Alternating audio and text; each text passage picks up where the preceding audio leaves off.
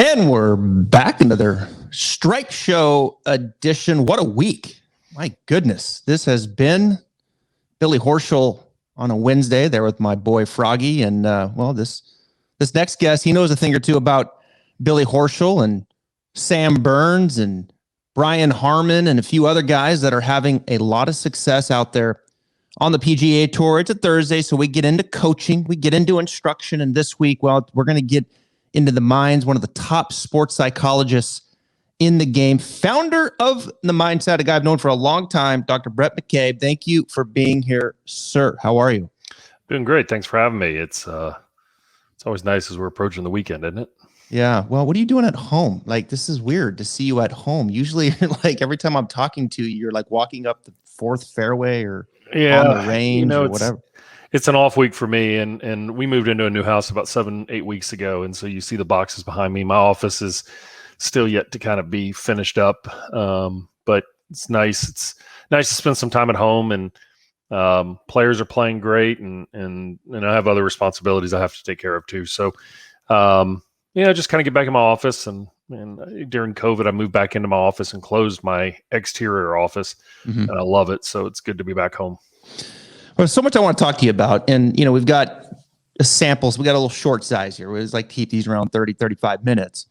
But I got to start with Sam Burns. All right. And I know you work with Sam Burns. My audience knows about Sam Burns. I've been touting this young man at LSU for a long time. I mean, I thought he was a stud when he came out of college. He's got the long game. He's got a great approach game. He can putt the lights out. He's got the PGA Tour type of game. And I had his coach, Brad Pullen, on, his longtime coach, back in February. And we talked about all those things. And sure enough, we were like, the win is coming. A win is coming. This guy is too talented. He's had the lead more than any other player after a round of golf on the PGA Tour. And he finally gets it done last week at Valspar. Take us inside some of the things that maybe that you've done, and you've gotten to know Sam, the competitor that he is, and really the stud that he is, because this guy's going to be around a while, isn't he? I think so. He and Billy played together at the Zurich, and I was happy to put them together. And the reason I did that is because I knew Billy is such a great mentor to players, and Sam is such a great learner of the game. I mean, he's a student of the game, and he wants to learn. And for a young player, I mean, he's been raised right. He's unbelievably generous. He's unbelievably gracious. He's respectful in every way. And, I think if you looked at his start of the season, we started at Napa. He led there, and he led at a couple others, Houston and San Diego and Torrey. And then obviously the one that most people remember tends to be the Riviera tournament, the Genesis.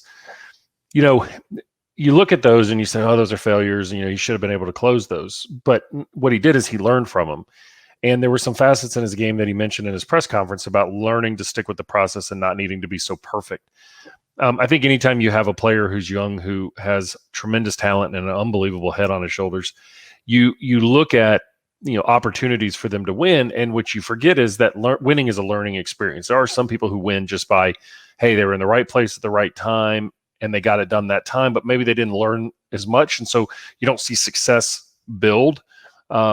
Sam is one of those guys, particularly with the people he has around him, like Billy and other folks like that he's learning, and he learned from each of those experiences to know what it takes to be there. And the goal is to be there with more frequency, and the goal is to be able to close at a higher rate. Now, look, one of the things that fans have to realize is that PGA Tour players don't have it every week. Mm-hmm. And there are weeks that you're going through something on a swing, you're feeling something that's off.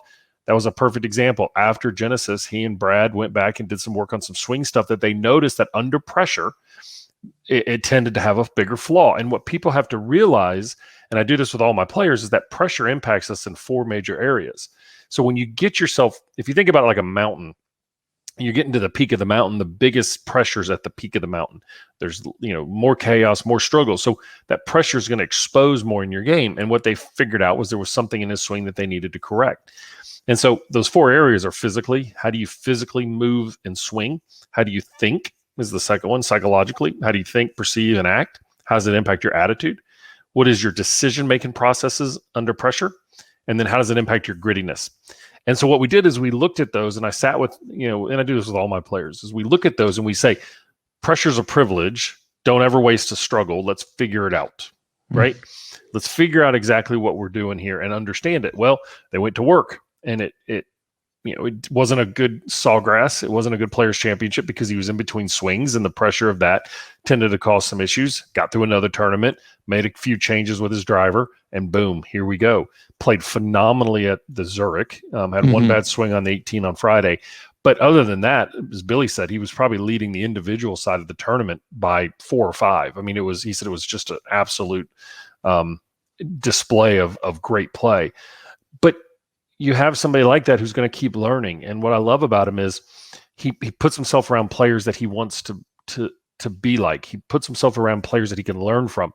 He's just a tremendous kid to root for. And he's got good genealogy of being an LSU Tiger too. So that helps. And had to get that in there, right? Yeah, absolutely. Go Tigers.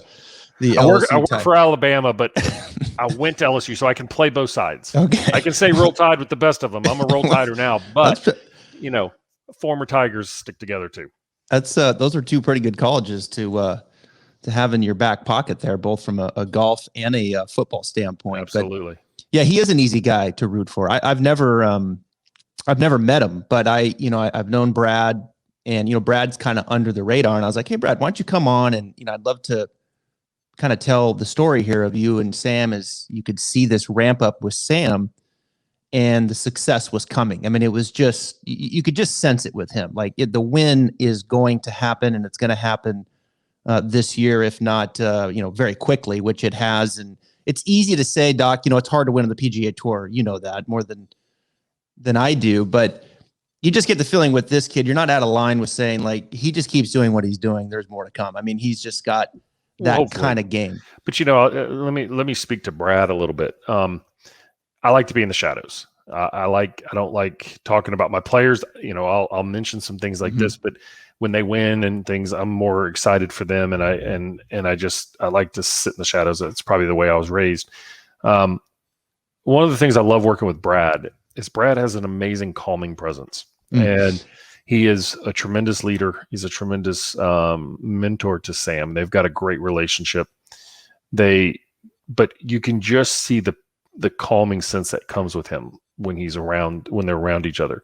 I love that. He's not trying to leverage anything. He's not trying to use a player to advance.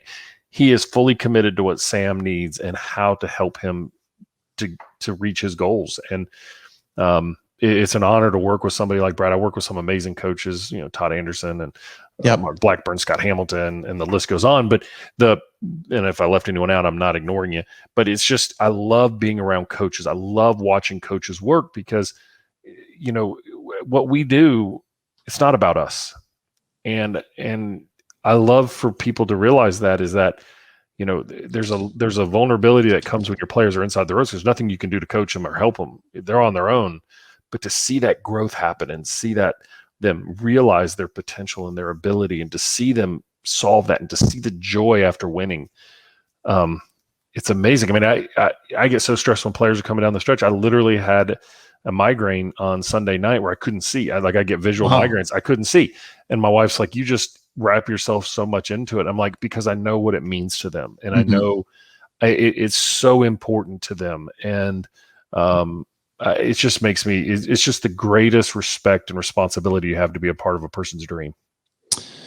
That's well said. I can only imagine, you get these, then you get multiple coming down the stretch, and you're like, man, I work with both these guys. Now you're like, man, I can't see and I can't breathe. Yeah. Got this new earpiece that is driving me nuts. I get it. Hold on a second here. Yeah. Stand by. There we go. Let's move on to Billy Horschel, right? Because you just mentioned Billy. He lives not too far from me here in Ponte Vedra, and was on the podcast on Wednesday with Froggy. Billy's playing some very good golf right now. Of course, he wins the Dell Match Play. I didn't realize that you are the one that paired him up with Sam. Well, what happened was Travis Perkins was caddying for Billy at the Masters, and Travis is the one that actually did it. Okay. What I said was, hey, what do you think? And he was like, 100%. So Travis gets all the credit because he's the one that brokered it, made it happen. I just thought it would be a cool idea, but Travis is the one that made it happen. So he gets all the credit. Well, a little SEC matchup there never 100% never hurts. They had a lot to talk about. And what you got to remember with Billy being in the Zurich is he's essentially an adopted son of Louisiana. He's won that event twice. Yeah, he loves South Louisiana. People love him there. He's got a great network of friends down there. And we told him, we said, look, we'll adopt you as a LSU Tiger for this week. And if it wasn't for the Florida Gator football team, the guy throwing the shoe that sparked LSU football a little bit near the end of the season, they probably would have tanked as well. So talk to us about working with Billy. Cause Billy, he's a fiery competitor, right? And he puts his emotions on his sleeve at times. I mean, he's going to let you know what he's thinking. He's going to let you know his thoughts on things that are happening in the game. And he can run a little hot from time to time, and not every golfer. In fact, I would say the majority of them are not showing really that much emotion on the golf course. And then you get someone like Billy and others who, when they're kind of heated, they're going to show you and they're going to tell you, which I kind of like. I mean, I like the emotion. Yeah. I like seeing it. You may not agree with it always, but we don't get it a lot sometimes with these players. Take us inside working with Billy and maybe some of the improvement that you've seen from him here that's led to some great golf. Well, Billy is, just like Sam, but he's a true professional. He's unbelievably generous, loves his team, a truly trusted team. He wants to win for his team. It's an honor to work in his team and to be around him. Billy's a great man. And I don't hold that back by saying that. I've watched what he's done. I've watched how he's navigated some things. I've watched how much he cares for people that people don't even know. And I know that his emotion on the golf course, people look, Billy is who he is. Mm-hmm. He's a perfectionist. He is a steward of the game. And I don't want him bottling up emotions. And just like any of my players, it doesn't matter what sport is. There's a line that you don't cross, and he doesn't cross it, and he knows that, and he's not even close to the line. But I think some of the worst advice that's ever been given in the game of golf is you got to be calm and robotic, right? That's been around for a long time. It's the Ben Hogan approach that teachers have latched onto forever, which is you just got to show no emotion. I hear that from players or parents a lot. Is like I want to be able to tell if a player is. Not be able to tell if a player's 5 over or 5 under. And I'm like, well, why? If I'm taking my time to suppress my emotions, then I'm not taking the time to get it done. I don't ever want to disrespect the game or anybody like that. Right. But if I can get rid of the emotion and then I can refocus on the next shot, I think I'm ahead of you. And, we forget that we're in their work environment. Nobody's in our work environment. When something goes wrong and we get a little frustrated or we get a little fiery about something in our office or in our sales calls or when we're playing, right? I had a situation that happened a couple of years ago in a member guest, and I was playing at our course at Greystone up in Birmingham, and we're just hosting the Regions Tradition senior event right now, the Champions Tour event. And we were playing our practice round. Our practice round's a big money game. And I'd won it the year before. So, of course, I fell into every trap of every mental coach possible. My expectations were up. I've been playing great. I was going to win it again. And it's good money. It's worth it to winning. Yeah. And I went into it, and I had like 4 or 5 plug lies in the bunker during the round. And it was a comically bad day of, you got to be kidding me. Like, like I'm a good bunker player, but I'm like, you got to be kidding me. Like, this is a joke, right? So on the 18th hole, it's a par 5. I go for it for 2. I plug it with a 4-iron. That shouldn't happen, right? And in the bunker's the bailout zone, and I bailed out from the water. So after I hit the shot, I took my sandwich, and I was ticked off, and I just I returned it to the ground with a little bit more speed than normal. How about that? Understandable. Okay.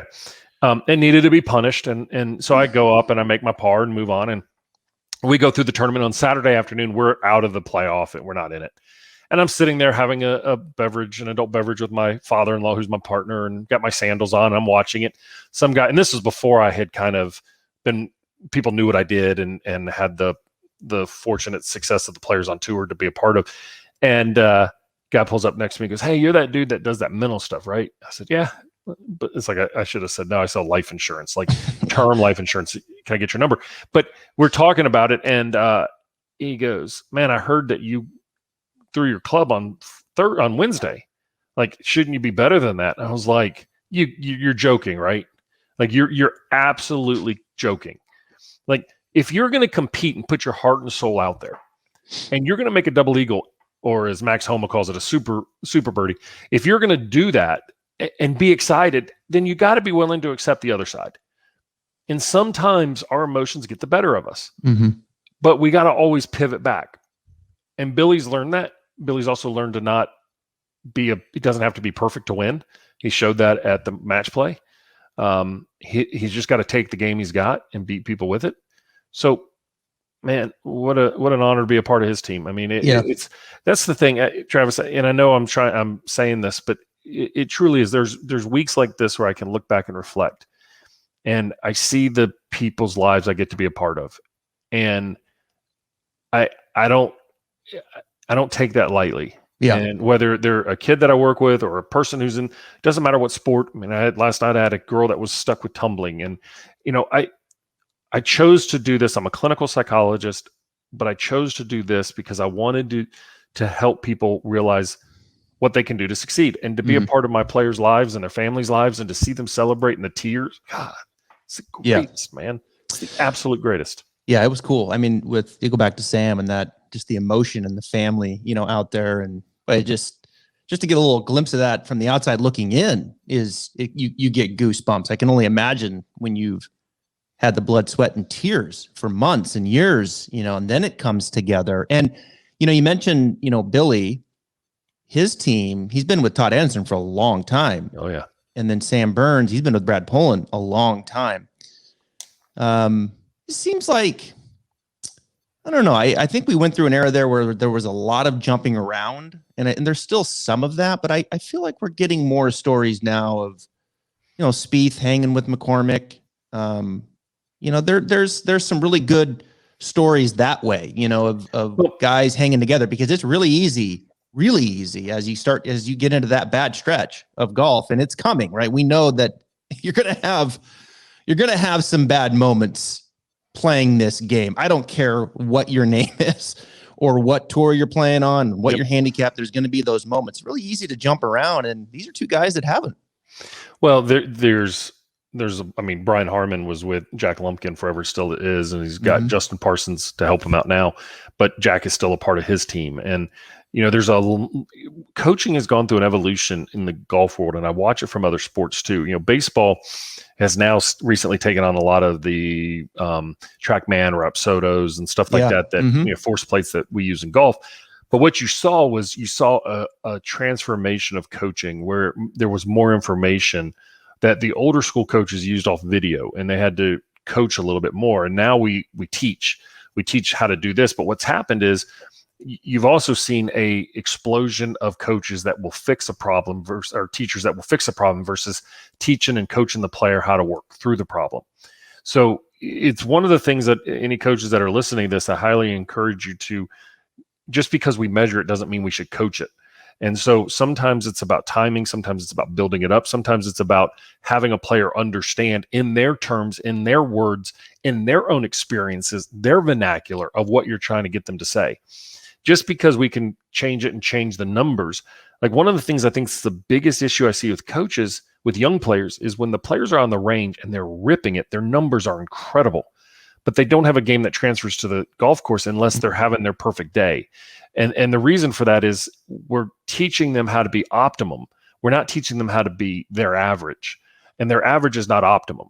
And, it's about, hey, look, there's a day that you may not have it. Can you tee it down and hit a skinny cut out there just to get the ball in play? Can you, if you're struggling with swing, what's the one thing that you know?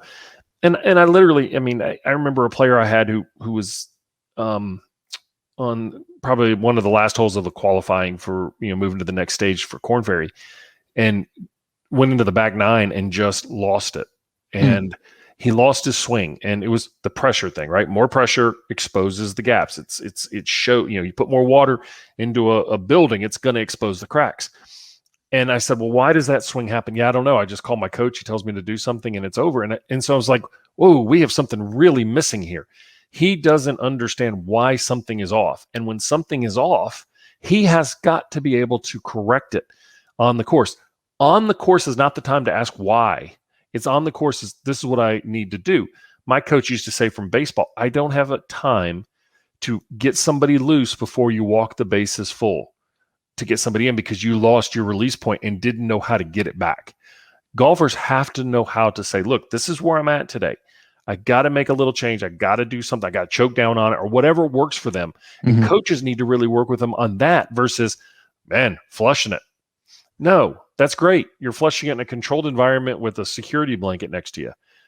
Make it ugly. Show me what you're going to do. Make it better. And I think that's why great coaches have been with players for a long time is because they've coached players. They've said, hey, look, when the ball's doing this, that's what's going on. And we're going to work on that. But let's embrace that today because they've seen the ups and downs, the peaks and the valleys. As Brian Harman told me one time, the goal of a professional golfer is to celebrate the peaks. And when the valleys hit, don't make them so deep.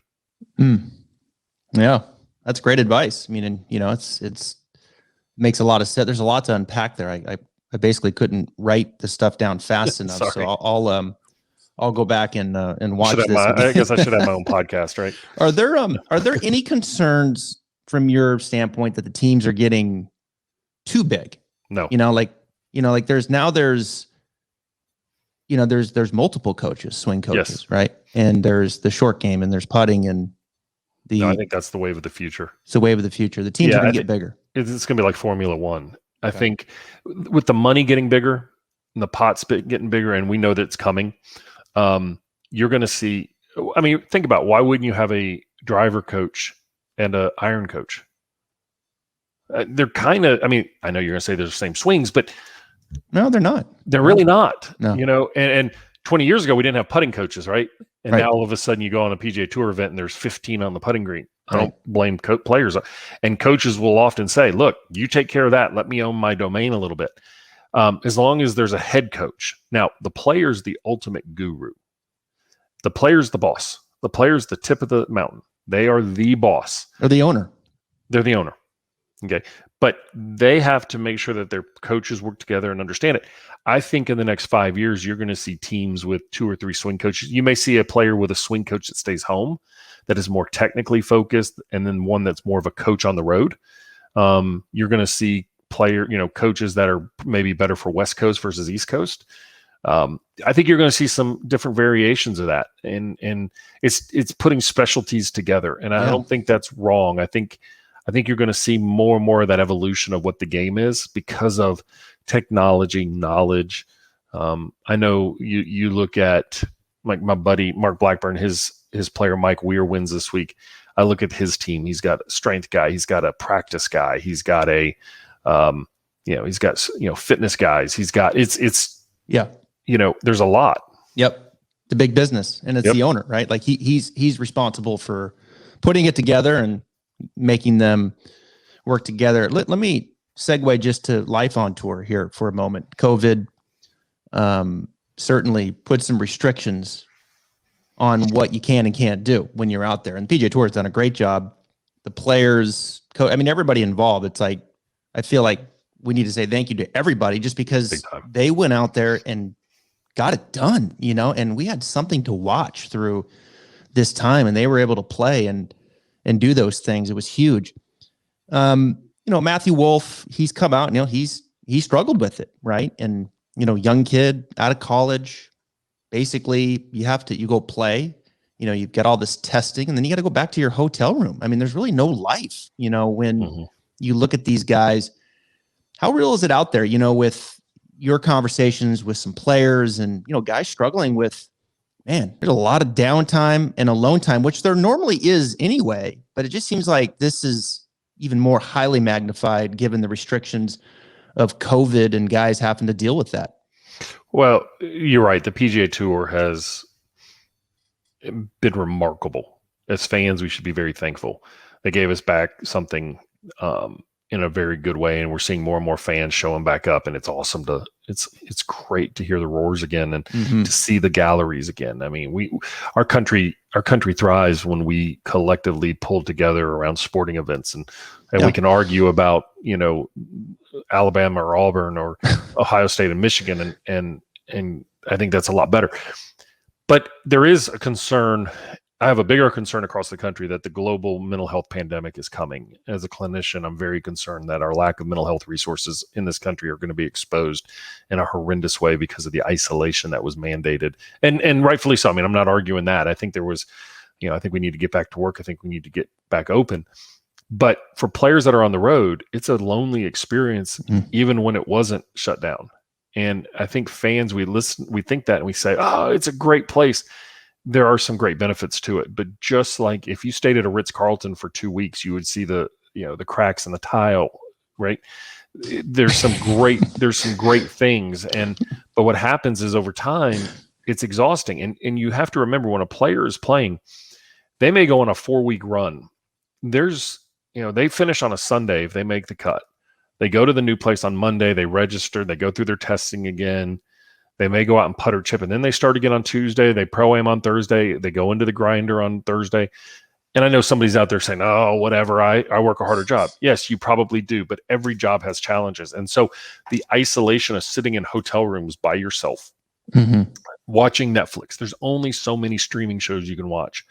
And unfortunately, what happens is it's right for, and I'm not saying this is Matthew Wolf or any players I work with, but you've also got issues there, right, of, the bars downstairs, the mini bars open, you don't exercise, and you get into a rut and you lose that social connection. And so for players, it's a risk, just like any of us. And so I get very lonely when I travel. If I'm gone for 5 or 6 days on the road and, you don't have the going out for dinners, and early on, there was a sense and a concern of, hey, what are we doing out here?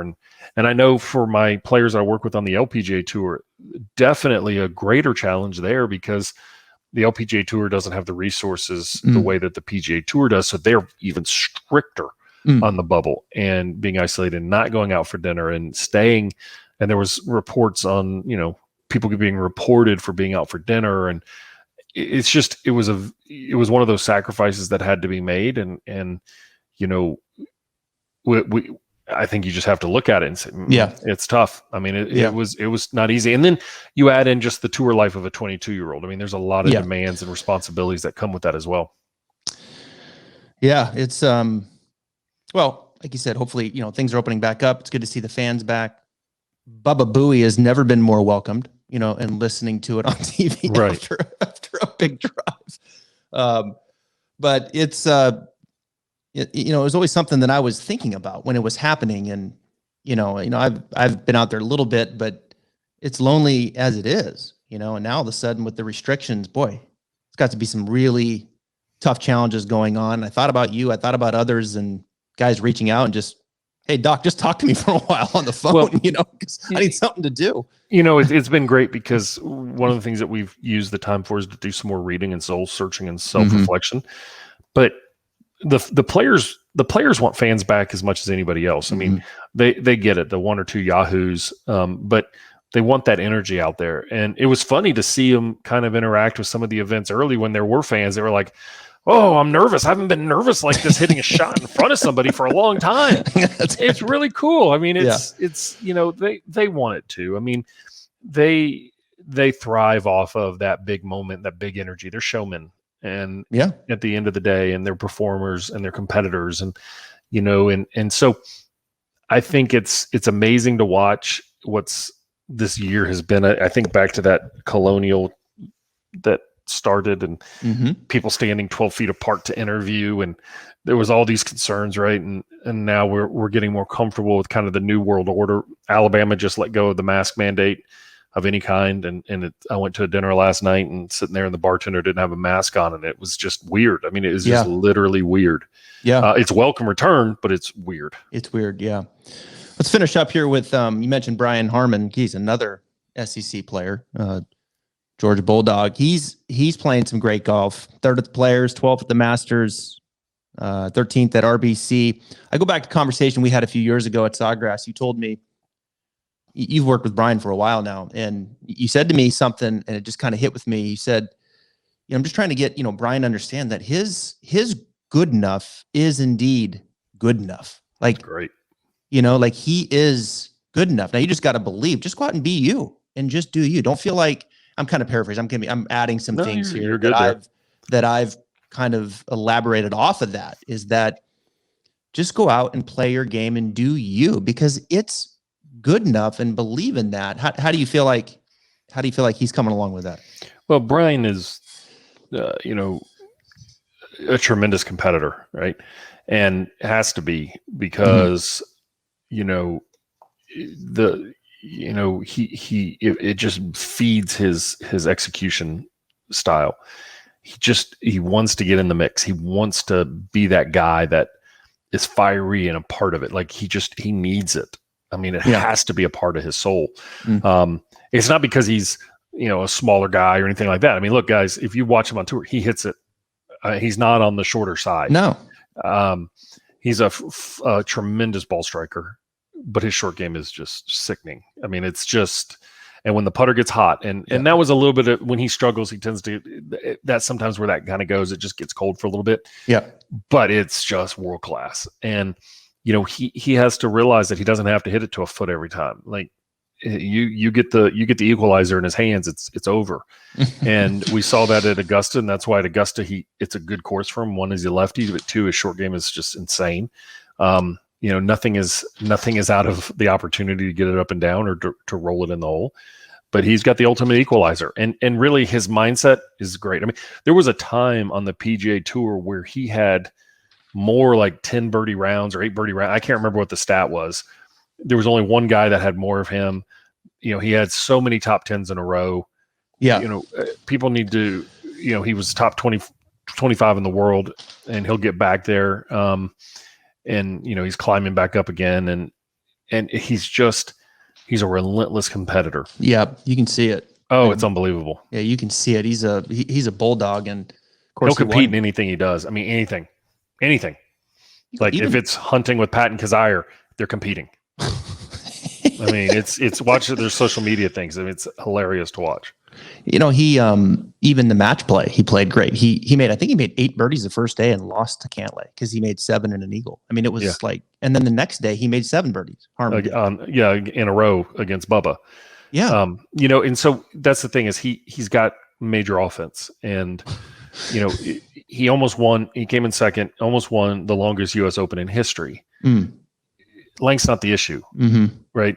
So, people want to always look at length. When we look at people, prolific drivers of the ball. Look, when Cameron Champ is driving the ball straight and putting well, he's tough to beat. Yeah. When Rory, but when Sam Burns is +9 strokes gained putting, that's tough to beat too. Yeah. Yeah. So it's I always tell my players, Chick-fil-A doesn't sell cheeseburgers. They know what they do. They do it better than everybody else. Serve your chicken. Just know who you are. Know what your psychological fingerprint is. Don't have to be everything to everybody. Just know who you are. Love it. Can't say any better than that, Doc. I could ask you a dozen more questions, but I'll wait till next time. Next time. Because I know you got some unpacking to do. This is a week where you need to enjoy your house. I can't have you stressing out and losing your vision, though. That freaks me out. No, I know. Well, I got to find a place. I got my new Alabama football championship ring about last week. So that's cool. It goes with my other ones that are up there, but I figured I'd show that off. I mean, even though I was saying go Tigers, it's always Roll Tide. Well, he's one of the top sports psychologists, founder of the Mindside. You can follow him on Twitter, Instagram at Dr. Bhrett McCabe. Doc, I appreciate your time, man. Thank you, and hope everyone has great golf in their future and enjoys the game. It's if it wasn't for golf, I think a lot of us would have struggled even more with COVID. Yeah. Well said. We'll do it again soon. Thank you, sir. Yeah, but